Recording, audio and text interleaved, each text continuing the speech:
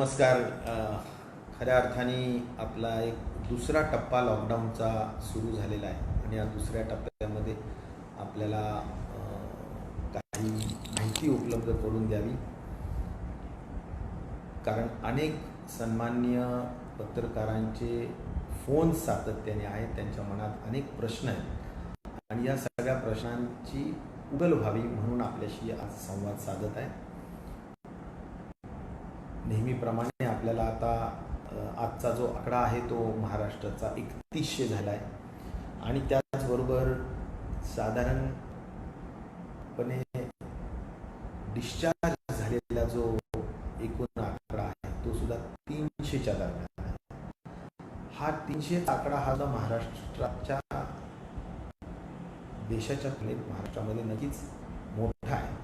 मी डिस्चार्जच्या अनुषंगाने सर्वप्रथम ज्या महाराष्ट्राच्या कोरोना ज्यांना झाला आहे, जे पॉझिटिव्ह आहे, ते 3,001 लोकांना विश्वास द्यायचा, याच्या कुटुंबाला विश्वास द्यायचा आणि जे कोणी सस्पेक्टेड असतील किंवा जे कोणी आता संशयित असतील आणि इन जनरलच ज्यांना काही सिम्पटम्स किंवा लक्षणं आढळत असतील, या सर्वांनाच मला सांगायचं आहे, महाराष्ट्राच्या जनतेला सांगायचं आहे की बाबा ह्याला घाबरून जाऊन चालत नाही, अजिबात घाबरून जाऊन चालत नाही.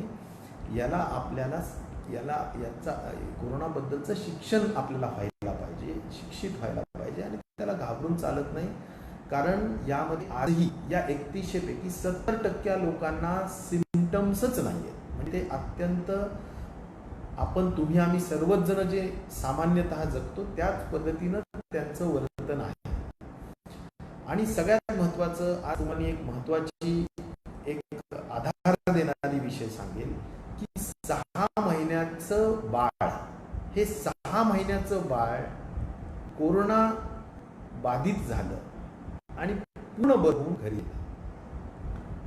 83 वर्षाची आजी महिला, त्यांना कोरोना बाधित झाल्या आणि 83 इयर्स ओल्ड असलं तरी आपल्या सगळ्या एज आणि सगळ्यांना ओव्हरकम करून, आपण जे म्हणतो नाही वयोवृद्धांच्या हातीपर्यंत थोडीफार जास्त शक्यता असते दगावण्याची वगैरे, पण 83 वर्षाच्या महिला सुद्धा आत्मविश्वासाच्या जोरावर, पॉझिटिव्हिटीच्या जोरावर, इम्युनिटीच्या जोरावर दुरुस्त होऊन घरी गेल्या. म्हणून डिस्चार्जची संख्या सुद्धा महाराष्ट्राची जास्त आहे. जरूर या सगळ्या गोष्टी यासाठी मी सांगतो की अनेकांना, काल मी ससूनच्या डीन्सची चर्चा करत होतो. एक 35 वर्षाचा मुलगा वारला. का वारला? मी त्यांच्या सविस्तर याच्यात गेलो, त्याच्या केस रिपोर्ट बोलवण्याचा प्रयत्न केला. विषय असा आहे की डीननी दिलेली माहिती अशी की अगदी आदल्या दिवशी, म्हणजे ज्यावेळी खूप वाढलं, त्याला इतकं धापा लागत होत्या की म्हणजे तो त्या ठिकाणी एवढा सिरियस झाला होता की 24 तासही नाही जगू शकला. म्हणजे ह्याचा अर्थ काय की तुम्हाला सिम्पटम्स दिसायला लागले की ताबडतोबीनं दवाखान्यात गेलंच पाहिजे. हे जात नाहीयेत, आपण घरीच थांबतोय, आपण कदाचित घाबरतोय. आणि म्हणून मला एक जनरल सगळ्यांना अवेअरनेस आपल्यामध्ये आणायचं आहे, एक जनजागरूकता करायची आहे की बाबांनो, लक्ष जर तुम्हाला अशा पद्धतीचं काही लक्षण आढळली तर पटकन दाखवा, म्हणजे शेवटच्या स्टेपमध्ये जाण्याचं काही कारण होणार नाही. तर या सगळ्या महत्त्वाच्या गोष्टी आहेत, म्हणून मी मुद्दामून आपल्याला या डिस्चार्ज संदर्भाने सांगितलं. जरूर डेथची संख्या सुद्धा 194 आहे. आपली डेथची संख्या आणि डेथ रेट जो म्हणू आपण, तो नक्कीच 7% आहे आणि तो निश्चित जास्त आहे. आता यामध्ये 83% जे काही डेथ्स झालेल्या आहेत त्याच्यामध्ये कोमॉर्बिडिटीमुळे, म्हणजे अत्यंत दुर्धर आजार ज्यांना आहेत त्यांना त्यांचं मरण्याचं प्रमाण, निश्चित प्रकारे मृत्यूचं प्रमाण जास्त आहे. मग त्याच्यामध्ये डायबिटीज असेल आणि हायपरटेन्शन असेल, प्रामुख्याने हार्ट आणि रिनल फेल्युअरची काही, लिव्हर फेल्युअरची काही अशा काही गोष्टी असतील त्याच्याशी संबंधित जरा जास्त आहे. तर म्हणून या संदर्भात आता काय केले सरकारने, 2 महत्त्वाच्या गोष्टी केल्यात की डेथचं ऑडिट करायचं.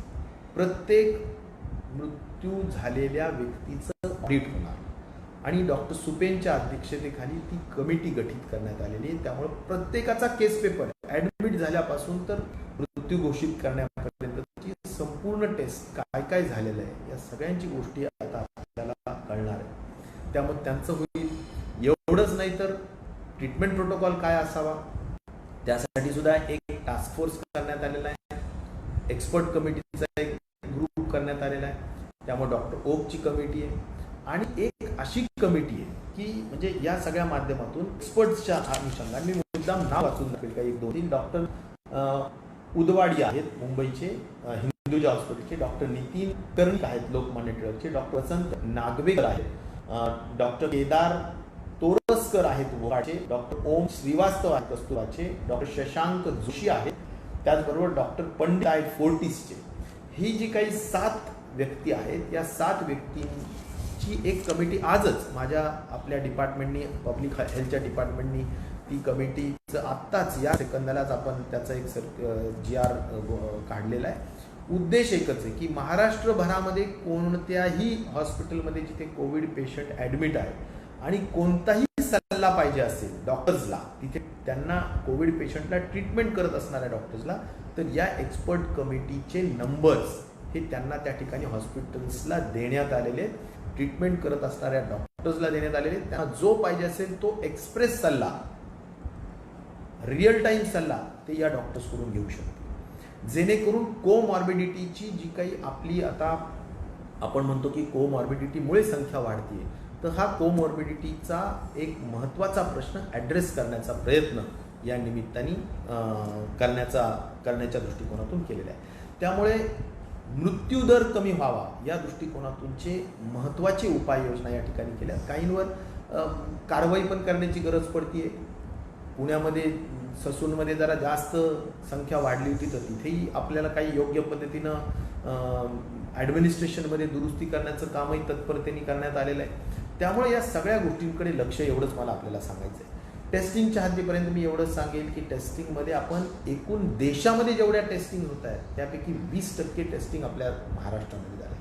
आत्तापर्यंत मी महाराष्ट्राच्या जनतेला सांगेल 51,000 टेस्टिंग्स आत्तापर्यंत करण्यात आलेल्या आहेत आणि त्यामुळं 51,000 टेस्टिंग्समध्ये जवळजवळ 24,000 म्हणजे त्यातल्या 50% हे मुंबईत झालेले आहेत टेस्टिंग्स.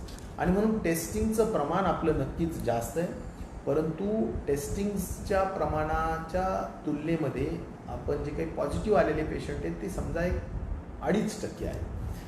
यामध्ये प्रामुख्याने मला असं म्हणालं पाहिजे की हे टेस्टिंगचं प्रमाण आपल्याला आणखीन पण वाढवायचं आहे, कारण टेस्टिंगचे लॅब्स आत्तापर्यंत आपल्याजवळ प्रायव्हेट 15 आणि गव्हर्नमेंटचे 15 असे मिळून 30 आहेत.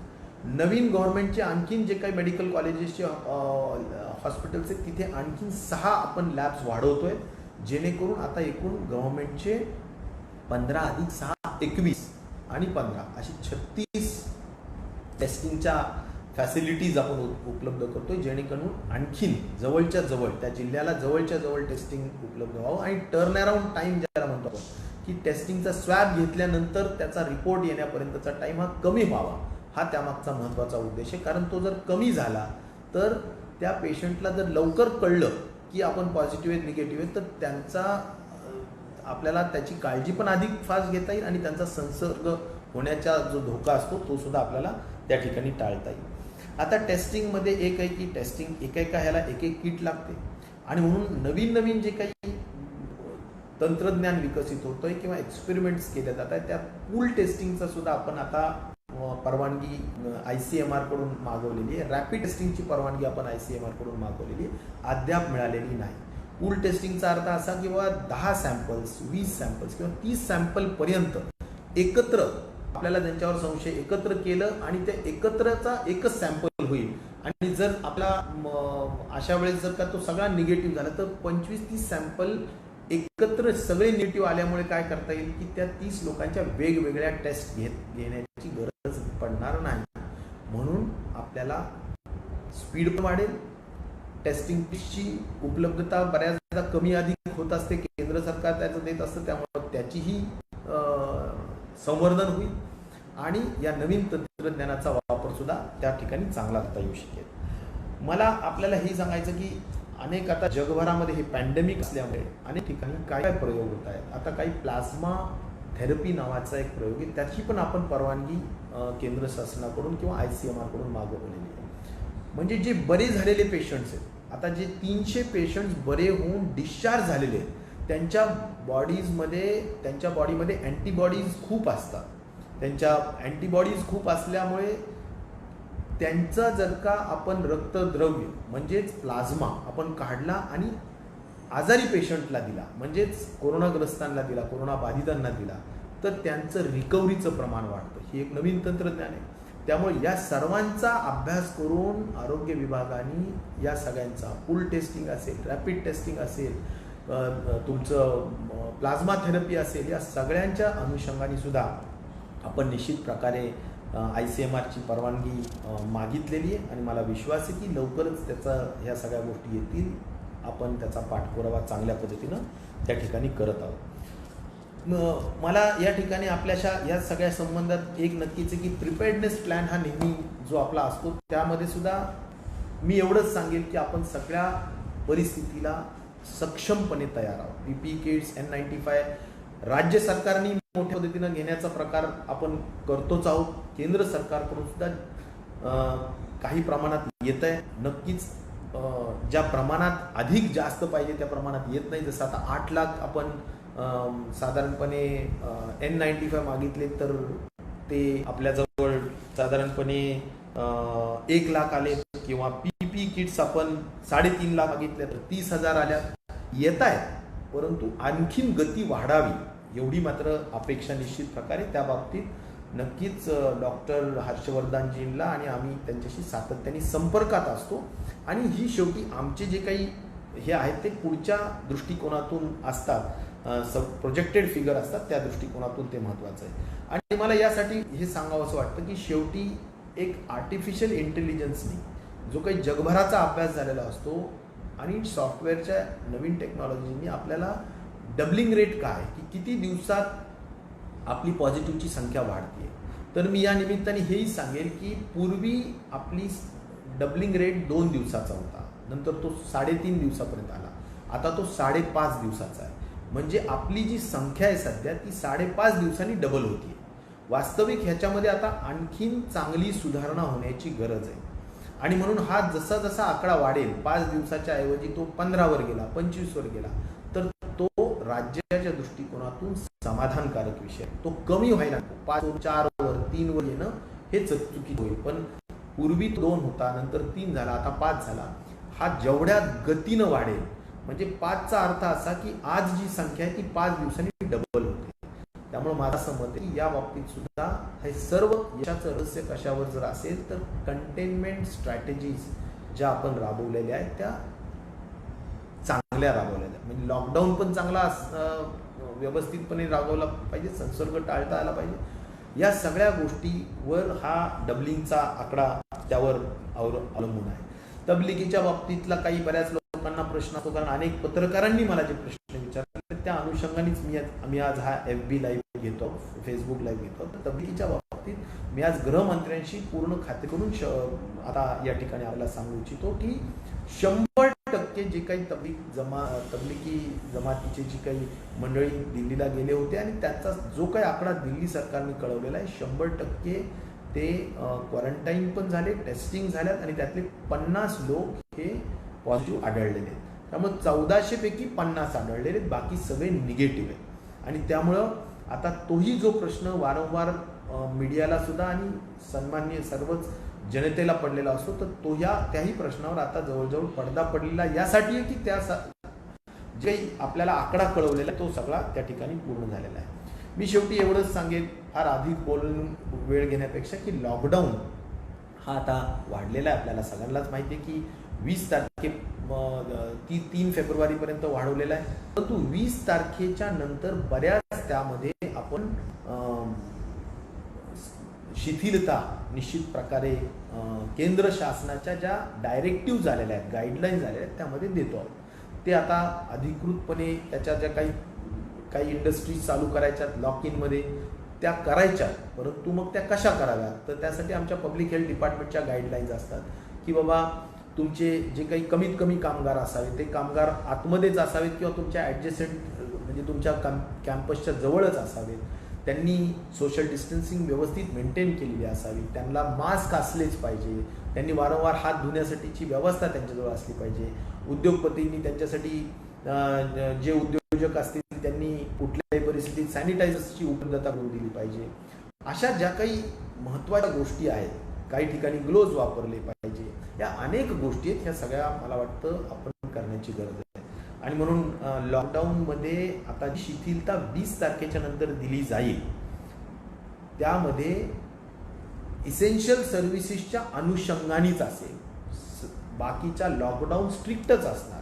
त्यामध्ये गॅदरिंग नाही, पब्लिक गॅदरिंग्स नाही, धार्मिक गोष्टीच्या कुठल्याही बाबी नाही आहेत, शाळा कॉलेजेस वगैरेचा विषय नाही आहे. परंतु ज्या इसेन्शियल किंवा अत्यावश्यक सेवा आणि या बाबतीतला जो काही थोडीफार शिथिलता राहील किंवा काही उद्योगधंद्याच्या विषयी किंवा शेतीच्या संदर्भातली काही शिथिलता राहील, त्या बाबतीत सुद्धा SOPs असणार आहेत, म्हणजे स्टँडिंग ऑपरेटिंग प्रोसिजर्स असणार आहेत की काय असावं, कसं असावं. त्यामुळे मला वाटतं की या सगळ्या संदर्भातील ज्या गोष्टी त्या सांगितल्या जातील. पुन्हा आपल्याला काही महत्त्वाच्या अपडेट्स असतील तर निश्चित प्रकारे आम्ही कळवूच. परंतु शेवटी एकच यामधला एक रामबाण इलाज आहे, तो म्हणजे मी स्वतःचा रक्षक, मी घरी थांबणार, कोरोनाला हरवणार. या विविध वाक्याशिवाय दुसरा उपचार नाही, दुसरा उपाय नाही. आणि म्हणून आपल्या सर्वांना नम्रतेचं आव्हान आणि विनंती आहे की आपल्या सरकारच्या दिलेल्या निर्देशाला अनुपालन करा, त्याचं निश्चित प्रकारे आपण सगळ्यांनी पालन करावं, एवढीच आपल्याला नम्र विनंती करतो. धन्यवाद.